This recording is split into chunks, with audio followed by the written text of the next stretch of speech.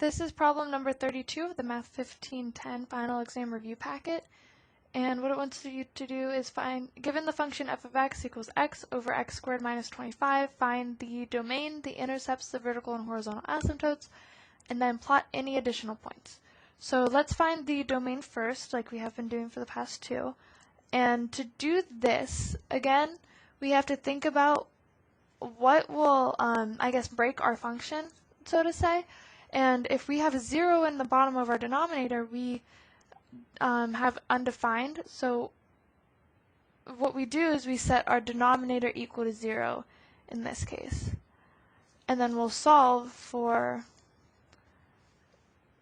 x. And there's a few ways to do this. You can factor this, you can extract square roots, and I'm actually going to extract square roots and take the square root of both sides, and then I'll get x equals plus and minus 5. Well, x can't equal, in this case, plus and minus 5.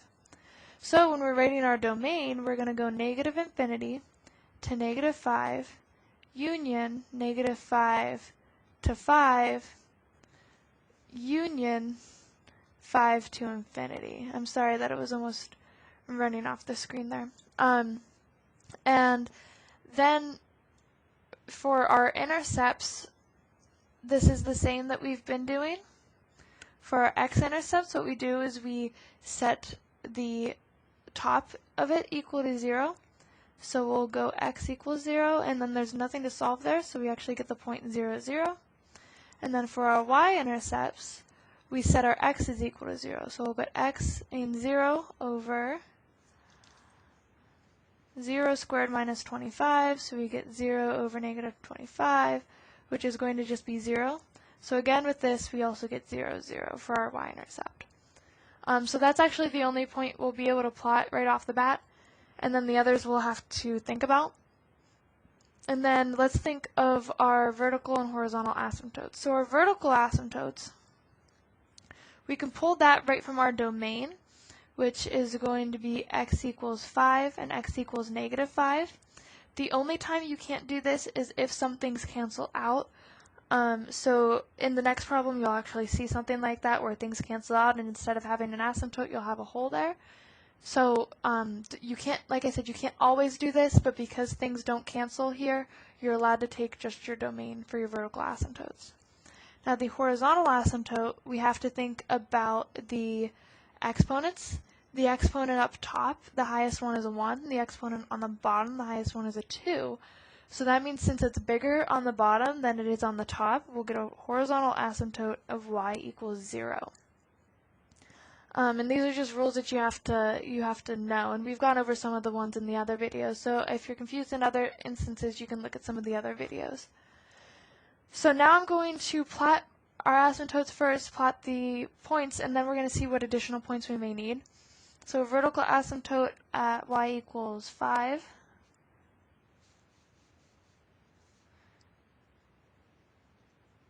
And then y equals negative 5. And also horizontal asymptote at y equals 0.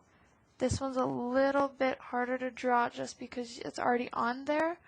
And I also realized I didn't draw my graph big enough, so let me extend this.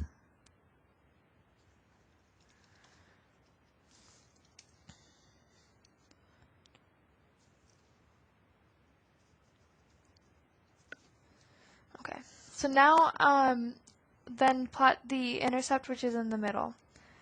So actually I have no idea what's going on actually in any part of this graph, so I'm going to plot 2 points down here, 1 here, and then 2 points up here. So since this is 5, I'm going to plot negative 7, negative 6, and then I'm also going to plot, let's go with negative 1 and positive 1, and then go positive 6 and positive 7. So these two are from the left part of my graph, these two are from the middle, and 6 and 7 are on the further part. And then I'm just going to make a table here so we know what we're doing. So we know what it looks like. So if we plug in negative 7, we're going to get negative 7 over negative 7 squared minus 25, which is negative 7 over 49 minus 25. I put negative 9.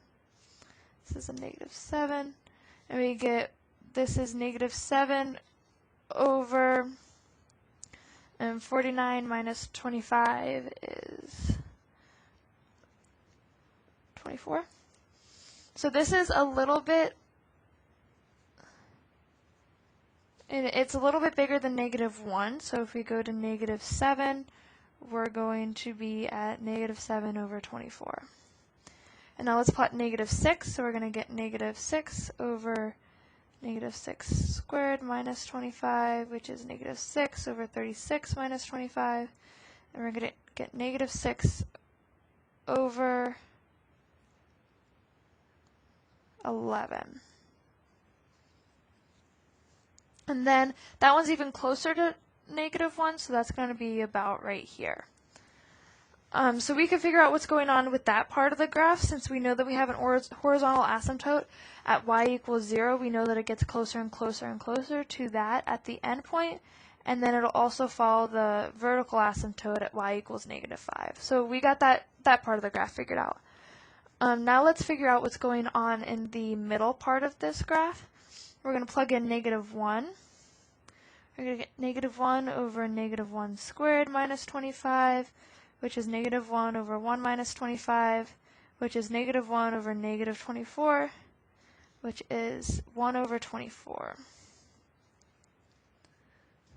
So that's a little bit positive, so we're going to be about right here. It's actually going to be a little bit closer to the graph, but I'm going to exaggerate it a little so we know what that part of the graph looks like.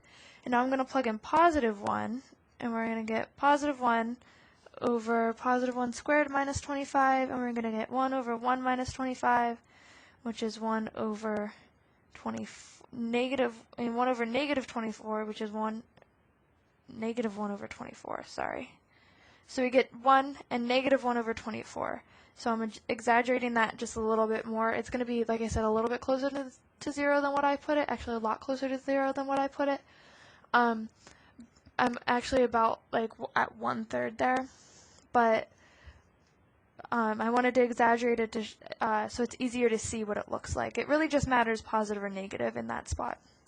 And now I'm going to plot my 6 and my 7, so we're going to get 6 over 6 squared minus 25 equals 6 over 36 minus 25 equals 6 over 11.